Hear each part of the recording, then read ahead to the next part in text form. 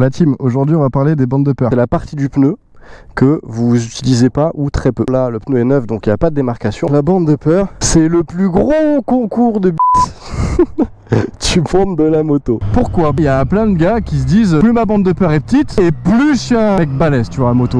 Et pas du tout. Souvent, elle est un peu liée, c'est vrai, à l'inclinaison que tu vas mettre dans ta moto. Mais c'est pas du tout lié par contre à la vitesse de passage en courbe. Et ouais, un pneu hyper sport qui va avoir des bords beaucoup plus arrondis, et bah du coup tu vas devoir pencher techniquement beaucoup plus pour pouvoir aller gratter de plus en plus ta bande de peur. Alors qu'un pneu sport GT avec un profil qui est moins arrondi, et bah tu vas avoir besoin de moins pencher pour aller gratter ta bande de peur. Donc ça c'est la première chose. Deuxième chose, ça va dépendre aussi de la position du pilote. Un mec qui est super droit, il va devoir mettre plus d'angle pour passer. Un mec qui sait poser le genou, il va mettre moins d'angle pour passer plus vite. Ce qui veut dire qu'en posant le genou, tu peux gratter moins de bande de peur mais passer encore plus vite. Ça dépend de la typologie du pneu, ça dépend de la position du pilote et ça dépend de si t'es un bitos ou pas, hein. Tout simplement, la bande de peur ça veut plus rien dire les gars. Faut arrêter de se focaliser dessus. Si t'as envie de prouver les choses, tu vas sur piste, tu verras au chrono. Allez les gars, abonnez-vous. Ciao.